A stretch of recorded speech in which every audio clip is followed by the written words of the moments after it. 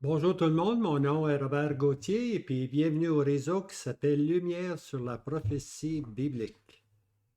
Aujourd'hui, on prend le dernier chapitre de Amos, qui est Amos chapitre 9. C'est la cinquième et la dernière vision que Amos va avoir. Puis qu'est-ce qu'il voit? Il voit l'Éternel debout sur l'autel. Je vis le Seigneur se tenant debout sur l'autel et il dit, frappe le linteau afin que les seuils soient ébranlés.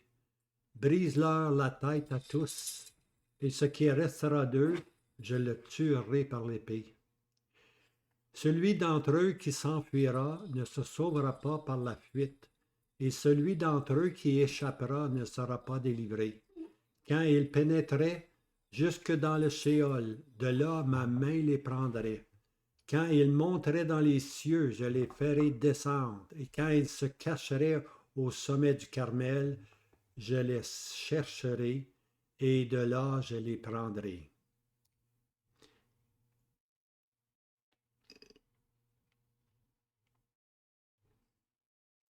Voilà, mon petit pointer.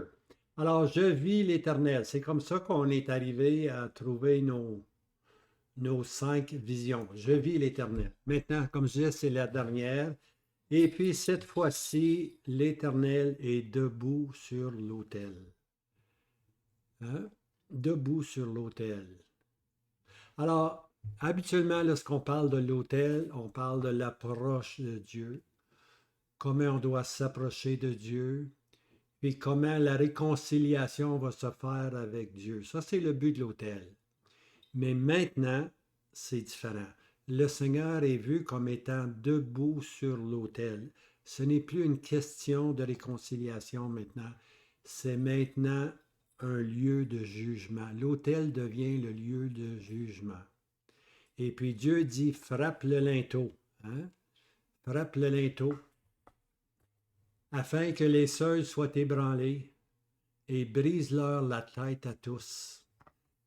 Naturellement, ceci nous fait parler les linteaux, puis le seuil nous font automatiquement penser à la part de l'Éternel. Jadis, on mettait le sang de l'agneau sur le linteau, sur les poteaux des portes, et puis l'Éternel passait par-dessus, pass over, passait par-dessus les premiers-nés qui étaient dans cette maison-là. Mais maintenant, on a lu dans le passé que l'Éternel dit, je ne passerai plus par-dessus vous. Le temps est maintenant venu de frapper et puis d'ébranler les 10 tribus, puis de les emmener en captivité. L'Assyrien n'était pas seulement à la porte, mais l'Assyrien allait rentrer maintenant dans le pays, puis les emmener captifs. Hein? Je le tuerai par l'épée. L'épée allait venir sur eux. Alors, s'il y en avait qui s'enfuyaient, ceux d'entre eux qui s'enfuyaient, s'il y en avait qui avaient l'occasion de s'enfuir, ben, ça ne marchera pas parce que l'Éternel allait simplement les retrouver dans une autre position. Celui d'entre eux qui échappera ne sera pas délivré. Hein? Quand il pénétrait dans le Shéol, il ne faut pas oublier ici, on a affaire avec le Dieu de la création ici. On ne peut pas s'enfuir du regard de Dieu. Même si on pénétrait dans le Shéol, de là ma main les prendrait. Hein? De là ma main les prendrait. Et quand ils monteraient aux cieux, même si bon ciel, je les ferai descendre, dit l'Éternel. Hein? Je les ferai descendre. Puis finalement, au verset 3, quand ils se cacheraient au sommet du Carmel, je les chercherai et de là, je les prendrai. Il n'y avait plus de fuite possible, tu vois. C'était maintenant fini avec les 10 tribus. Et quand il sera caché de devant mes yeux au fond de la mer, imaginez-vous, même si on allait se cacher au fond de la mer, là, je commanderai au serpent, hein, l'Éternel qui allait commander au serpent, il les mordra. On ne peut pas s'enfuir de l'Éternel. Et quand il irait en captivité devant leurs ennemis, là, je commanderai l'épée. Si on s'enfuyait vers les ennemis, l'épée allait les tuer. Elle les tuera. Et je mettrai mes yeux sur eux pour le mal et non pas pour le bien. Imaginez-vous, là. Dieu met les yeux sur eux pour le mal et non plus pour le bien. Et le Seigneur, l'Éternel des armées, l'Éternel des armées, c'est lui qui jadis les protégeait. Maintenant, l'Éternel des armées allait être contre eux. C'est lui qui touche le pays et ils font. Alors l'Éternel des pays, l'Éternel de l'armée vient sur le pays, sur les 10 tribus, puis ils font. Et tous ceux qui y habitent mèneront deuil. Et il montera tout entier comme le Nil. Il va y avoir une inondation, un débordement. Et il s'apaisera comme le fleuve d'Égypte. C'est lui qui bâtit les cieux, ses degrés, qui a fondé les voûtes de la terre, qui appelle les eaux de leur mer et verse la face de la terre. L'Éternel est son nom. On ne pouvait pas s'enfuir. On a beau s'enfuir où tu voudras. L'Éternel était toujours là, puis l'Éternel était complètement en contrôle. L'Éternel est son nom. Alors ici, n'êtes-vous pas comme moi? Non, excusez-moi. N'êtes-vous pas pour moi comme les Éthiopiens, ô fils d'Israël? Maintenant, l'Éthiopien, jadis, était une grande nation, une nation forte. Hein? Et puis, quand on parle de l'Éthiopie, souvent aussi on parle de l'Égypte, puis l'Éthiopie, on parle du sud. Alors, n'êtes-vous pas comme les Éthiopiens, comme l'Égypte, aux fils d'Israël, dit l'Éternel? Maintenant, n'ai-je pas fait monter Israël du pays d'Égypte, les Philistins de Camphor et les Syriens de Kir? Alors, faire monter Israël du pays d'Égypte, ça veut dire que Dieu les avait emmenés pour les délivrer. Dieu avait fait la même chose avec les Philistins. Il avait fait venir les Philistins de Cantor. OK? Cantor, c'est un autre mot pour l'Égypte. Alors, les Philippiens viennent de l'Égypte. Et les Syriens de Kir. Kir, c'est dans le nord, c'est ce qu'on appelle aujourd'hui la Géorgie. Hein, près de la Russie, la Géorgie. Alors, les Syriens, leur origine, c'est de la Géorgie. Et puis, les Philistins, leur origine, c'est de l'Égypte.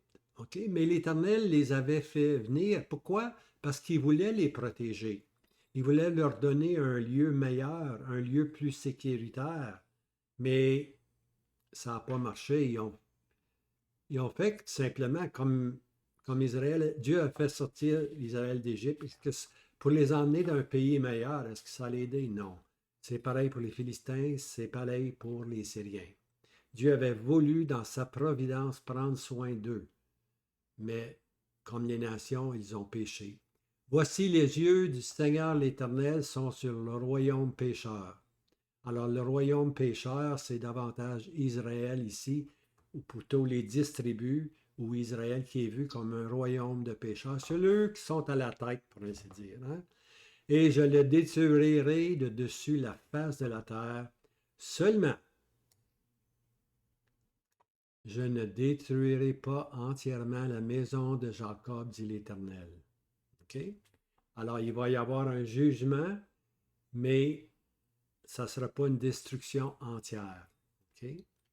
Car voici, je commande, verset 10, car voici, je commande et je secourrai la maison d'Israël parmi toutes les nations, comme on secoue dans le crible, mais pas un grain ne tombera à terre. Alors, c'est comme si l'Éternel tient le crible, et puis on mettait là-dedans le blé, puis le foin, on bassait le crible, puis quand le vent arrivait, le vent enlevait la paille.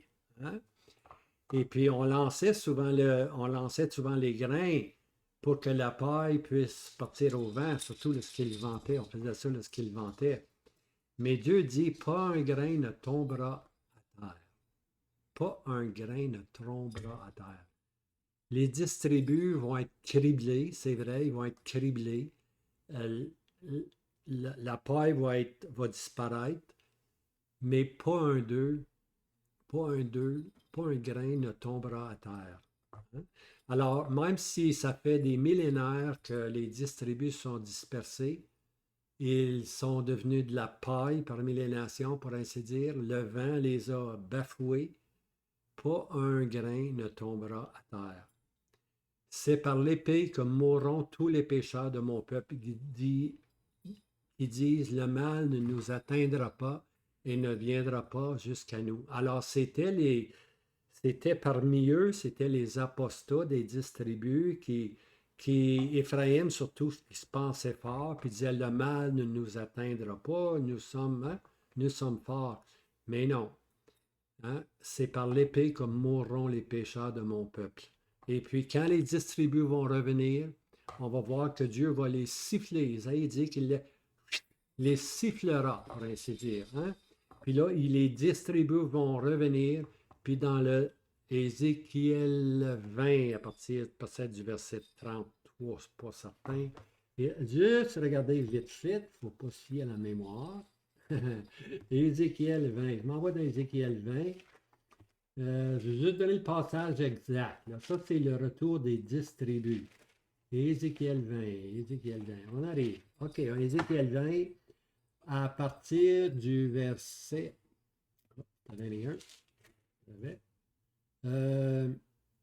Ézéchiel 20, à partir du verset 33 à 38, on a l'historique des 10 tribus.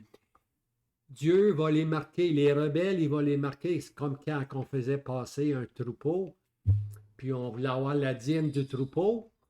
1 sur 10, on prenait un pinceau, puis on peinturait la dixième. Elle allait à l'Éternel. Que ce soit la meilleure de tes brebis, c'est pas grave, elle allait à l'Éternel.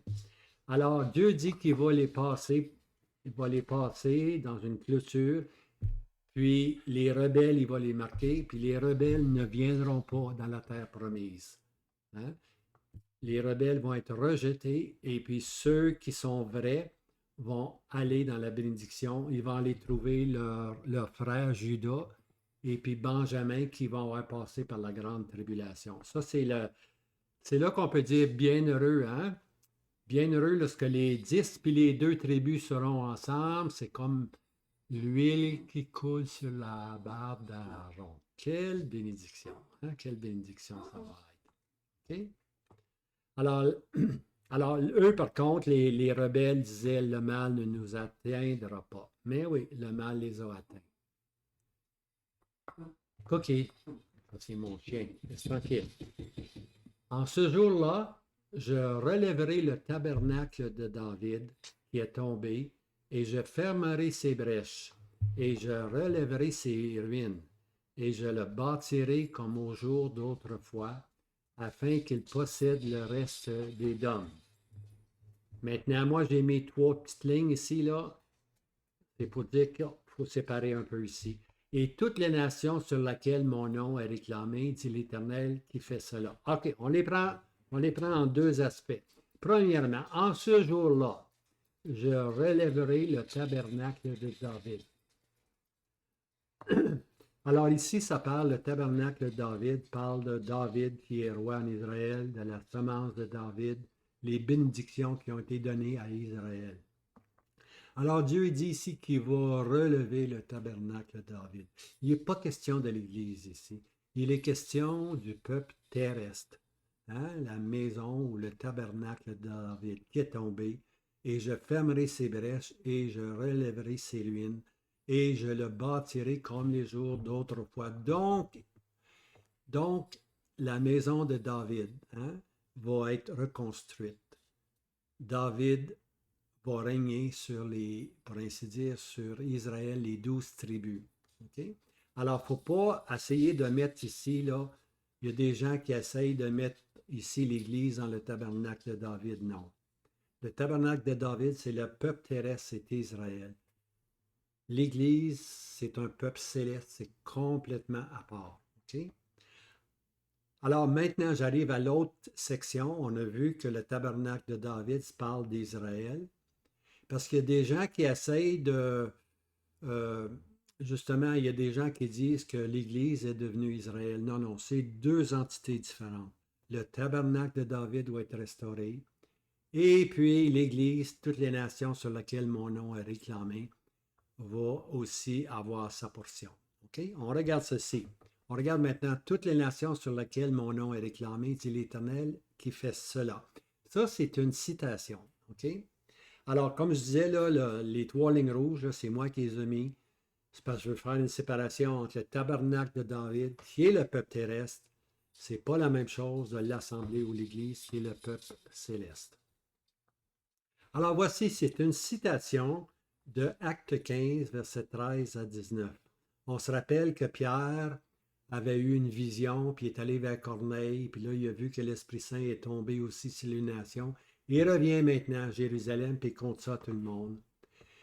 Et après qu'ils se furent tus, là, c'est Jacques qui prend la parole, disant, Homme, frère, écoutez, Siméon, c'est Pierre, a raconté comment Dieu a premièrement visité les nations pour en tirer un peuple pour son nom. Ça, c'est la vision que Pierre avait eue, là, que tous les animaux, il y a un grand voile qui est venu dans le ciel, puis l'Éternel lui a dit, tue et mange, puis il a dit, non, non, j'ai jamais mangé ce qui est impur. Puis là, Dieu lui dit, ce que j'ai considéré pur, toi, ne le tiens pas comme impur. Donc, Dieu mettait cette vision-là pour enseigner à Pierre dans quelques jours que là, ce qu'il cherchait, c'est Corneille, que les nations, maintenant, il devait les considérer comme étant purs. Alors, Pierre est venu à Jérusalem, puis il leur a dit que maintenant, les nations se convertissaient. OK? Alors, Siméon a rencontré comment Dieu a premièrement visité les nations pour en tirer un peuple pour son nom. Un peuple pour son nom. Hein? Les nations. Et après cela, s'accordent les paroles des prophètes selon ce qu'il est écrit. Puis là, il va citer Amos, 9, verset 11. Après ces choses, je retournerai et je réédifierai le tabernacle de David qui est tombé, et je réédifierai ses ruines, et je le relèverai, en sorte que le résidu des hommes recherche le Seigneur, et toutes les nations sur lesquelles mon nom est réclamé, dit le Seigneur qui a fait ces choses. Alors, ici, là, c'est toutes les nations, là, ça parle des nations qui se convertissent, qui se réclament le nom du Seigneur Jésus. Alors, il dit ceci, c'est pourquoi moi je suis d'avis de ne pas inquiéter ceux des nations qui se tournent vers Dieu. Alors, Jacques ici, il dit, faut pas essayer de faire avec les nations des Juifs. C'est ça qu'il dit tout simplement. Les nations sont reçues sans devenir juifs. C'est ça qu'il leur dit. Ces nations-là sont pas obligées d'être circoncis, sont pas obligées de devenir des juifs. Il y avait cette tendance-là de dire que pour être vraiment dans la présence de Dieu, il fallait qu'on soit circoncis, il fallait qu'on devienne littéralement un juif. Le conseil à Jérusalem, à travers Jacques, dit non, c'est pas nécessaire. Même tous les prophètes sont d'accord. Le principe est déjà établi par les prophètes. Ce principe s'accorde et les prophètes l'appuient. Puis c'est là qu'il donne la citation de Amos.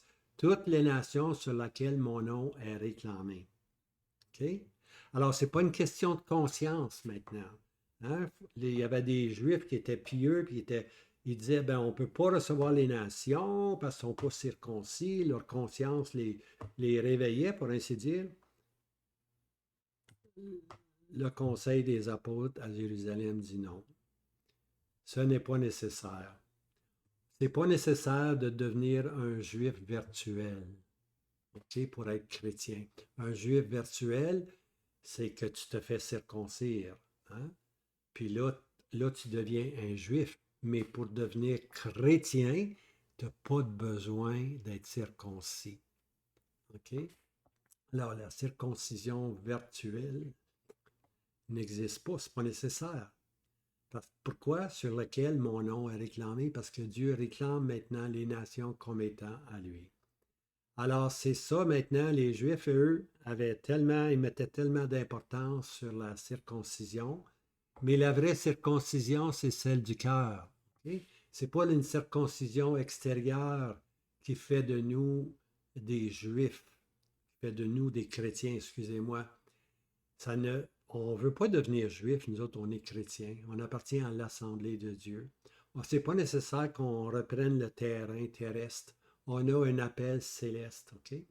Et puis, c'est le danger aujourd'hui de vouloir nous abaisser au niveau du juif. Le chrétien céleste, il y a un appel céleste. Puis là, ce qu'on essaie de faire de nous, des chrétiens terrestres, bien, premièrement, on perd l'appel céleste.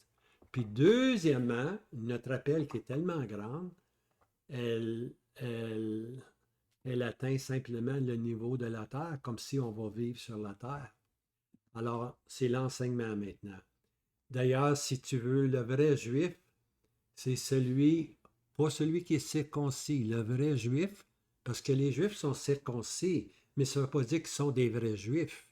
Ils sont, par le sang, ils sont des juifs, mais le vrai juif, c'est celui qui a la foi d'Abraham. C'est ça la différence. Le vrai juif, c'est celui qui a la foi d'Abraham. Alors la circoncision n'a rien à faire avec ça. OK? Alors voici ce que les prophètes ont déjà enseigné, même Amos l'a enseigné, puis plusieurs autres prophètes enseignent toujours que les nations deviendraient ou seraient eux aussi sauvés. Ce n'est pas une question de circoncision, c'est une question de la grâce de Dieu. Alors, voici les jours viennent, dit l'Éternel, où celui qui laboure atteindra celui qui moissonne, et celui qui foule les raisins, celui qui répand la semence, et les montagnes ruisseront de mou, et toutes les collines se fondront. Toutes les collines. Voici maintenant, ça c'est un très beau verset. C'est un verset qui parle du règne millénaire, du règne sur la terre. Celui qui laboure atteindra la moisson. Hein? Le laboureur rencontre celui qui est... Le laboureur il sème, puis il rencontre celui qui récolte. Quelle belle image! Celui qui foule les raisins comme celui qui répand la semence. Hein? Il y a quelqu'un qui sème les semences pour les raisins, puis il y a quelqu'un qui foule le raisin. On a ramassé. Hein? Les montagnes ruisseront de mou et les collines se fondront. C'est un langage millénaire, bien aimé. C'est un langage millénaire. C'est là que Amos nous emmène. Un langage du millénium. Maintenant, il y a des gens qui essayent de dire que ces versets-là, c'est une bénédiction spirituelle, hein? Simplement pour dire que l'Église a atteint cet apogée, pour ainsi dire. Elle est maintenant, c'est une image, hein? C'est celui qui laboure rencontre celui qui moissonne. C'est complètement erroné, cette pensée-là. C'est essayer de spiritualiser des versets qui, dans le fond, sont des versets qui appartiennent au règne millénaire de Christ, lorsque Christ va établir son règne. C'est en faire des allégories. Hein? C'est dire que l'Église remplace Israël. Lorsqu'on essaie de spiritualiser ces versets-là, puis les appliquer en Église, on essaie de dire que l'Église a remplacé Israël. Rien de nouveau sous le soleil, bien-aimés. Rien de nouveau sous le soleil. Cet enseignement-là, elle vient, savez-vous de qui? Elle vient des pères de l'Église. Les apôtres n'ont jamais enseigné ceci, mais les pères de l'Église se sont éloignés. Puis les pères de l'Église ont dit que l'Église maintenant était Israël, que l'Église remplaçait Israël. Il n'y a rien de plus faux que ça, bien-aimés. Il n'y a rien de plus faux. L'Église ne remplace pas Israël. Israël, c'est comme une voie ferrée, elle a son chemin, un peuple terrestre. Et puis l'Église, c'est une autre voie ferrée. Puis elle, sa destinée, c'est la maison du Père. Mais les deux voies ferrées, comme je le dis souvent, ne se croisent jamais. Si vous essayez de dire que l'Église est Israël, les voies ferrées vont se croiser, puis malheureusement, vous n'arriverez à aucune compréhension. Gardez les deux séparés. Gardez l'appel céleste. Hein? Je vais vous préparer une place et je reviendrai vous chercher. Gardez cette lignée-là, cette ligne-là.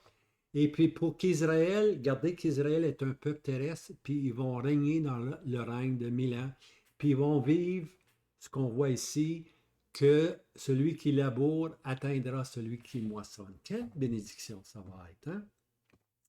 Alors, je fais simplement dire ceci parce que c'est un grand danger. Et puis aujourd'hui, dire que l'Église remplace Israël, aujourd'hui, ce n'est plus la même terminologie que les pères de l'Église. C'est un langage plus moderne. On appelle ça aujourd'hui la théorie de remplacement. L'Église remplace Israël. Donc, l'Église perd son appel céleste et puis Israël perd sa destinée terrestre. C'est un micmac, un gros micmac. Hein? C'est vraiment un gros micmac. En anglais, le terme, c'est Covenant Theory. Si vous allez à des places, puis on vous parle de la théorie de remplacement, là, fuyez, bien-aimés. Fuyez. Parce qu'il n'y a pas grande vérité qui va être dit là. OK? Parce qu'on croise les voies ferrées, puis vous allez être complètement égarés. Hein? Fait que faites attention, si quelqu'un parle de la théorie de remplacement, là, c'est rien de nouveau sur le soleil. Les pères de l'Église ont aussi enseigné. Malheureusement, ce fut une de leurs erreurs. Ils en ont eu plusieurs, les pères de l'Église. Pourtant, c'est des hommes pieux. Mais lorsqu'on s'éloigne des apôtres, on perd la map un peu. C'est pour ça qu'il faut toujours demeurer avec les apôtres. Comme nous, dans la prophétie, il ne faut pas faire de la prophétie, il faut suivre les prophètes, tout simplement. Hein? Il y a une différence. Hein? Suivre les prophètes, c'est suivre ce qu'ils disent. Faire de la prophétie, c'est mettre de notre conception intellectuelle, on donne des enseignements, mais tout ceci va aller. Hein? C'est comme de la paille. Dieu va souffler dessus. Alors ici, je rétablirai les captifs de mon peuple. C'est le dernier verset. Je rétablirai les captifs de mon peuple Israël. Mon peuple Israël. Voyez-vous là? Il est question maintenant de rétablir, puis Dieu va reprendre ami mon peuple. Mon peuple Israël. Vous le voyez partout. Ça. Vous le voyez partout. Là, on est dans Amos. Puis Amos dit mon peuple. Quand est-ce qu'il dit Amos, mon peuple? Lorsqu'il parle du futur, il parle du rétablissement. Dans le passé, c'était le peuple de Dieu. À partir de Nebuchadnezzar, c'est l'Oami, pas mon peuple, c'est le temps des nations. Et puis, lorsque Dieu ou les prophètes parlent du futur, c'est mon peuple. Hein? Je rétablirai les captifs de mon peuple. Tous les prophètes se mettent en harmonie avec ceci. Aucune erreur. Et je rétablirai les captifs de mon peuple Israël, et ils bâtiront les villes dévastées et y habiteront. C'est leur destinée. Et planteront des vignes et en boiront le vin, et ils feront des jardins et mangeront le fruit. On n'est pas appelés, nous autres, à planter des vignes.